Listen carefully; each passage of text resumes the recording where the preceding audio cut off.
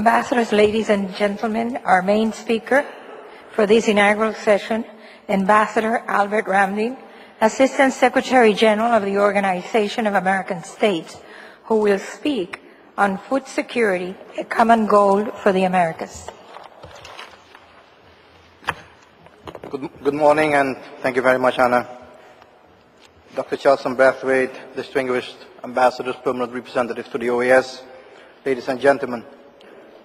First of all, this morning, the opening remarks were not made simply because Secretary General Sousa could not attend, but I want to say on his behalf very specifically that the opening remarks will be sent to you by email or otherwise, so that you can take note of what he wanted to say here this morning, but also to share with you that he is strongly committed to this topic of food security.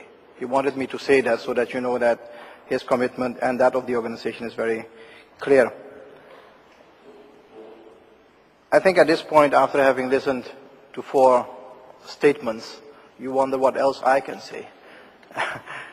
And I think it's good management and good leadership that I adjust myself to what has been said and be much more brief. First of all, we have learned a couple of things.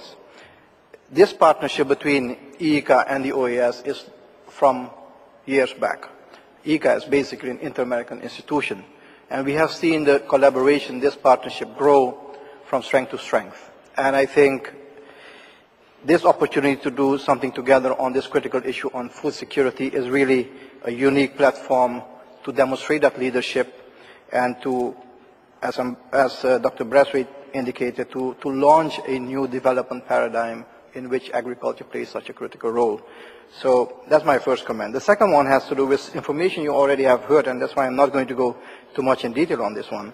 One, the food prices are still, although some declines have taken place, but they're still very high from the 2008 peak, still volatile, and especially those low-income countries in Latin America and the Caribbean, the small economies, have been hardest hit. So clearly,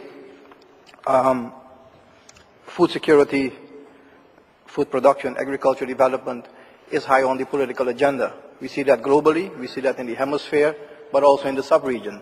And I think this brings us to really where I think the OAS can be very useful, because we can't do it alone, as was mentioned just before. No country can alone solve all the food security problems. We are very much linked through trade arrangements, through other kinds of developments which are taking place.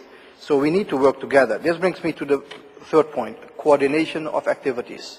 And I think the OAS provides a platform together with IICA to provide this political momentum, to organize ourselves, to work together, to do things together in terms of the actions proposed by Dr. Brown.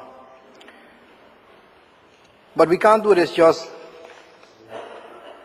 without any framework of policy or strategy. And I support very strongly what Dr. Brathwaite has spoken about, an issue which has come up much more strongly over the past couple of years in the OAS also, is the development perspective. How do we look at development in the Western Hemisphere today in terms of, is it only about trade and economics? Is it about the potential in our societies? Is it about education and health? All those facilities, because we see still elements in terms of development very unwelcome in the Western Hemisphere. High levels of inequality, social exclusion, discrimination, issues of poverty, issues of migration, issues of the exclusion of women, marginalization of the rural sector, and so on. These needs to be addressed in a more holistic manner, in a more, I would say, human-focused manner, where we look at the potential in our societies. And agriculture is certainly key in that. So from our perspective, a comprehensive, holistic development paradigm is certainly to be discussed. Now, what can be done then in the context of the member states of the Organization of American States, certainly in Latin America and the Caribbean? We believe that more decisive steps need to be taken nationally to reverse this downward trend in agriculture. And one possible option, I just want to suggest that, is what has been happening in the Caribbean with President Barry Jagdeo's initiative on agricultural policy as a sub-region, whereby the removal of constraints to the development of agriculture is being undertaken. And I think this is a proposal which should be looked at much more in detail and possibly expanded to the whole hemisphere so that we can collectively work towards mitigating the impact of the economic and financial challenges. But equally important is something else which we have learned to regard as a key priority in the Western Hemisphere, and certainly when we look at what happened at the General Assembly in Medellin with the young people, is in terms of re-energizing rural life to strengthen the interests of the younger generations, the younger people, to pursue agriculture as a viable entrepreneurial activity. Too many young people move from the rural areas into urban areas and creating other kinds of problems. But that is one side of the story. The other side of the story is that, of course, then the rural production is going to suffer because there is no continuation of an agricultural tradition. So this is an area which possibly we could be looking at. Bottom line is always political and financial commitment to whatever strategy is being developed. And I think this is a call which we collectively can make and should make. Now, the Organization of American States is indeed primarily a political institution, but I believe that we can play an important role. So in that context, what can we do? And I have a couple of suggestions here, 7 in total. First of all, we can commit to partnering with the Inter-American Institute for Cooperation on Agriculture to focus political attention on this priority issue. And I think this event is one of them, and we certainly will continue with IICA to work in this regard. Secondly, we can work, and we will work in partnership with IICA to avoid the pitfalls of rhetorical debate and to work with countries to develop homegrown solutions aimed at improving investment in agriculture, expanding agricultural production, and developing internal and external markets. Thirdly, we will reach out to the international financial institutions together to garner financial support that will help countries to develop policies and implement programs that promote sustainable agriculture and food security.